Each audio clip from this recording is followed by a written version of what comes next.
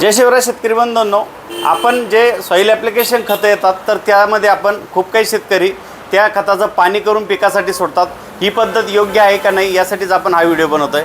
शेतकरी बंधूंनो, soil application आणि water soluble या खतामध्ये खूप काही प्रकारचा फरक आहे।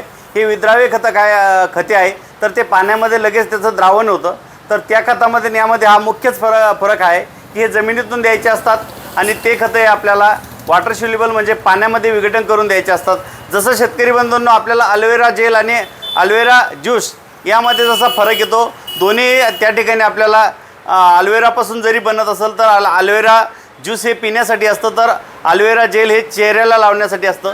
त्याच प्रकारे या खतामध्ये फरक असतो। शेतकरी बंधूंनो, खतामध्ये आपल्याला जर बघायला गेलं तर वॉटर सोल्युबल खतं हे WS फॉर्म्युलेशनमध्ये येतात, तर सॉईल ॲप्लिकेशनमधले खतं हे सेट्रिक सोल्युबलमध्ये येतात। सेट्रिक सोल्युबल म्हणजे शेतकरी बंधूंनो, हे खतं रॉक फॉस्फेट्स या खनिजापासून बनवलेले असतात।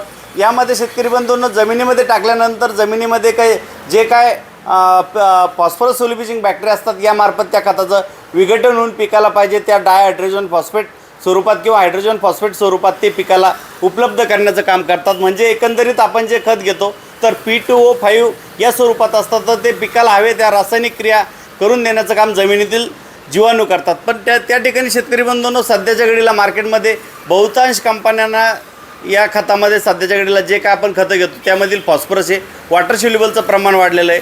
जसं आपण पूर्वी बघायचो की खतामध्ये आपल्याला आज जर खत टाकलं तर आपल्याला 4-5 महिन्यानंतर झाडाच्या खोडापाशी ते खत आपल्याला तसंच हळूहळू विघटन होऊन पिकाला दिसत होतं। त्याचं कारणच हे की त्यामध्ये वॉटर सोल्युबलचं प्रमाण कमी होतं तर सेट्रिक सोल्युबलचं प्रमाण जास्त होतं।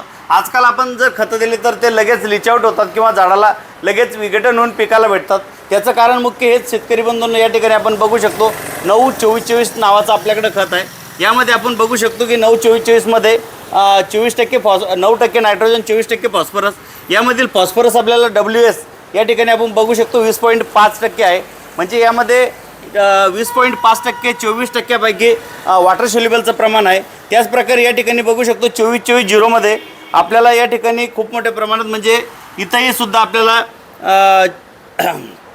या ठिकाणी बघू शकतो आपल्याला वॉटर सोल्युबलचं प्रमाण हे 20.5 आहे। त्याचप्रकारे इथं आपल्याला 10-26 18-18-10 नावाचं खत आहे। शेतकरी बंधूंनो, यामध्ये वॉटर सोल्युबलचं प्रमाण 18-18-10मध्ये 9% आहे, तर त्या ठिकाणी सेट्रिक सोल्युबल हे सुद्धा या ठिकाणी 9% आहे।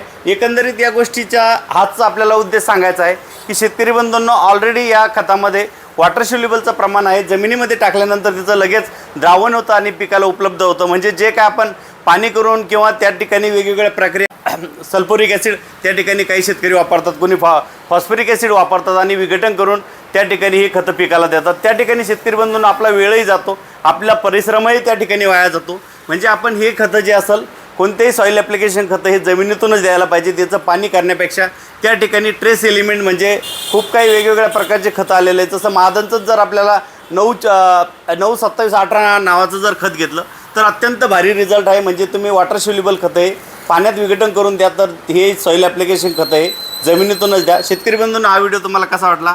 अधिक माहितीसाठी तुम्ही आम्हाला संपर्क करू शकता। थँक्यू। जय शिवराय।